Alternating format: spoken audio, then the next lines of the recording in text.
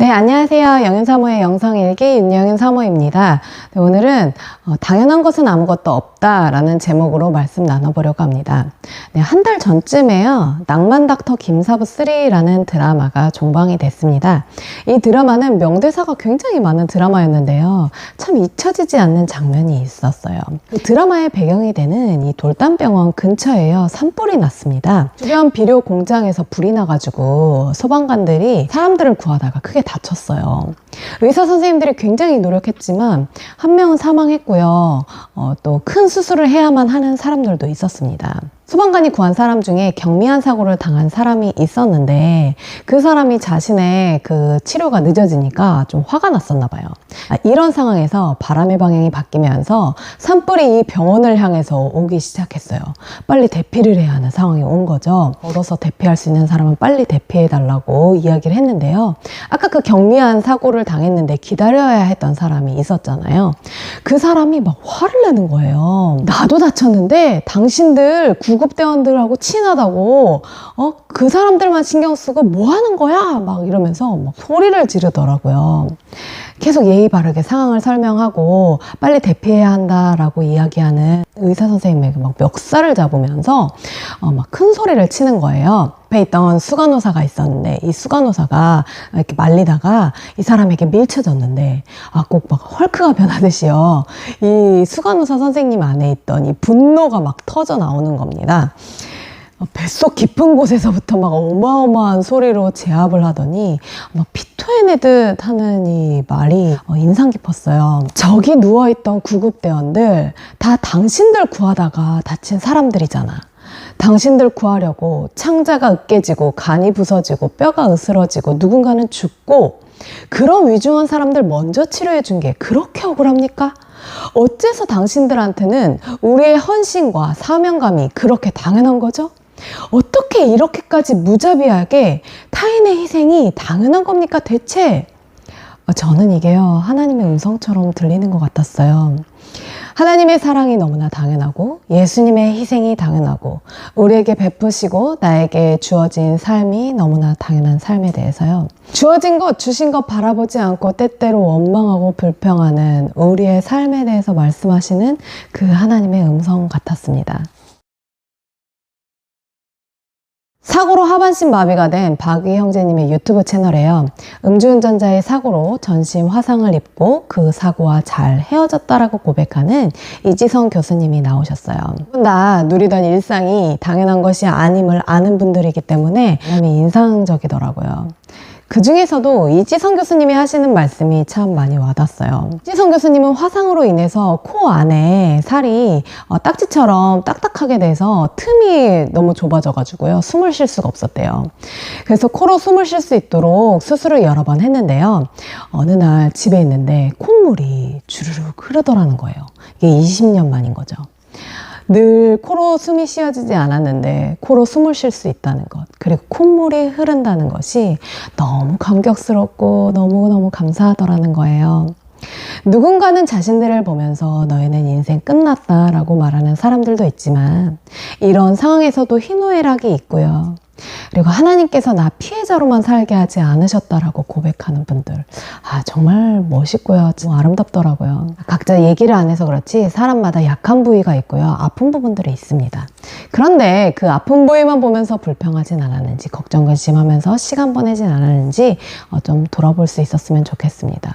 우리가 코로 숨을 쉴 수 있고 눈으로 볼 수 있고 귀가 있어서 들을 수 있고 손과 발이 있어서 생활할 수 있다는 것 얼마나 감사하면서 살았을까요? 시편 139편 14절 말씀에 보면 내가 주께 감사하옴은 나를 지으심이 심히 기묘하심이라 주께서 하시는 일이 기이함을 내 영혼이 잘 아나이다 라고 말씀하십니다.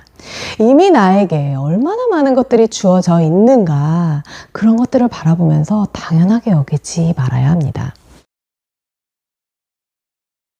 심리학자 박상미 교수님이요. 교도소와 소년원 같은 곳에서 마음순화 수업을 많이 하신대요. 근데 죄를 지어서 들어온 사람들이잖아요. 근데 그 사람들이 자신의 상황을 되게 억울해하고요. 불평불만이 많은 사람들이 되게 많았대요.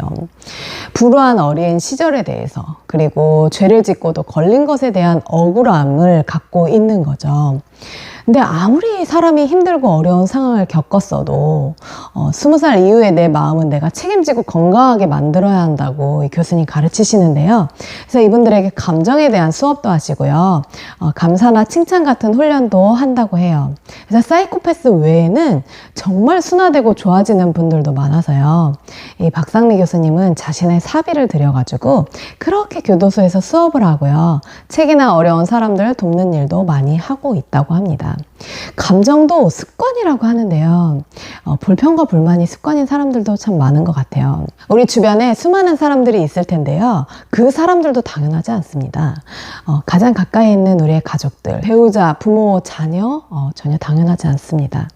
하나님께서 사랑하고 섬기라고 보내주신 사람들, 그리고 사이좋게 지내라고 보내주신 사람들을요, 함부로 대하면서 막 불평불만하진 않았는지 돌아볼 수 있었으면 좋겠어요.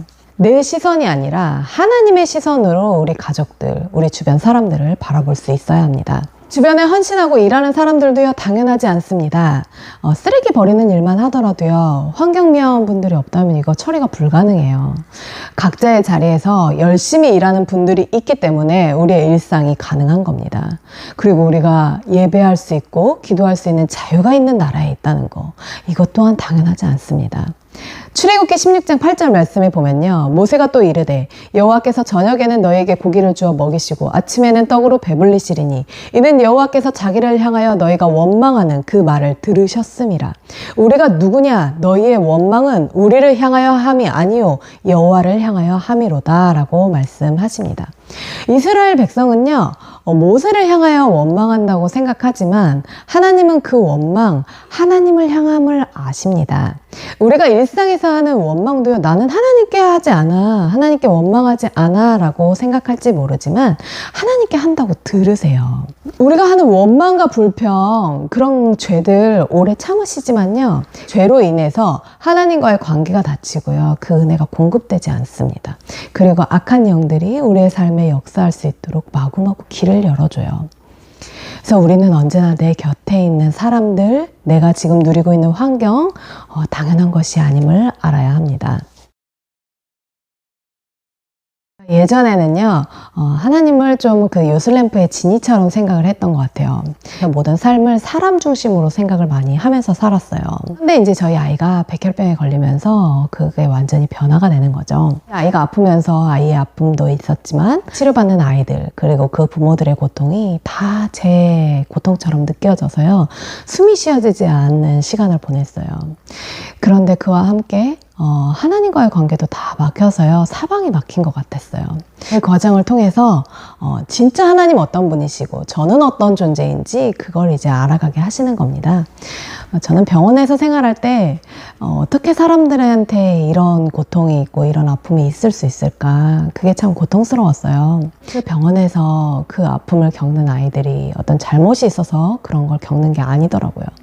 사람은 누구나가 아플 수 있고요, 누구나가 사고를 당할 수 있습니다. 저도 마찬가지라는 거예요. 오늘 하나님께서 저를 부르실지 내일 부르실지 몰라요. 지금 제가 누리고 있는 하나님의 사랑, 예수님의 십자가의 은혜 당연하지 않습니다. 지금 제가 누리고 있는 건강과 시간과 주변 사람들로부터 받는 그 모든 은혜가 당연한 것이 아무것도 없다는 거예요.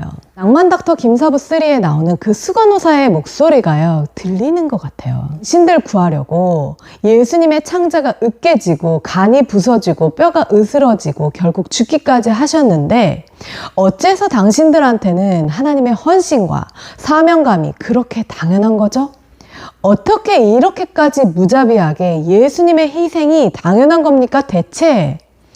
꼭 저에게 하시는 말씀 같습니다. 오늘의 본문 말씀입니다. 고린도 후서 6장 1절에서 2절 말씀이에요. 우리가 하나님과 함께 일하는 자로서 너희를 권하노니 하나님의 은혜를 헛되이 받지 말라. 이르시되 내가 은혜를 베풀 때에 너에게 듣고 구원의 날에 너를 도왔다 하셨으니 보라 지금은 은혜 받을 만한 때요 보라 지금은 구원의 날이로다 라고 말씀하십니다. 때로는 우리가 하나님의 사랑을 당연하게 여기고요, 감사하지 않을 때도 하나님은 우리를 들으시고요, 도와주십니다. 포기하지 않고 베푸시는 그 사랑에요, 우리도 이제는 그 사랑에 제대로 응답해야죠. 나에게 주어진 환경으로 내가 겪는 일들로 하나님을 판단하는 것이 아니라 하나님 자체를 인격적으로 알아가서요. 우리는 오늘밖에 못 봐서 좌절하고 낭망하지만 우리에게 어떻게 피할 길을 여시고 새 길을 내시는지 그 영적인 세계를 먼저 볼 수 있어야 합니다. 내가 누리고 있는 삶 당연하지 않습니다. 내 주변에 있는 사람들 당연하지 않고요. 내가 받고 있는 하나님의 사랑도요 당연하지 않습니다. 우리는 오늘 우리에게 주시는 하나님의 은혜 헛되이 받지 말고요. 끝까지 인내하시면서 계속해서 손 내미시는 그 하나님의 사랑에 감사하면서요. 우리도 사랑을 드릴 수 있으면 좋겠습니다. 우리에게 주신 그 어느 것 하나 당연한 것이 없음을 기억하면서요. 늘 인식하면서 살아가기를 소망합니다. 네, 들어주셔서 감사하고요. 다음에 다시 봬요. 안녕.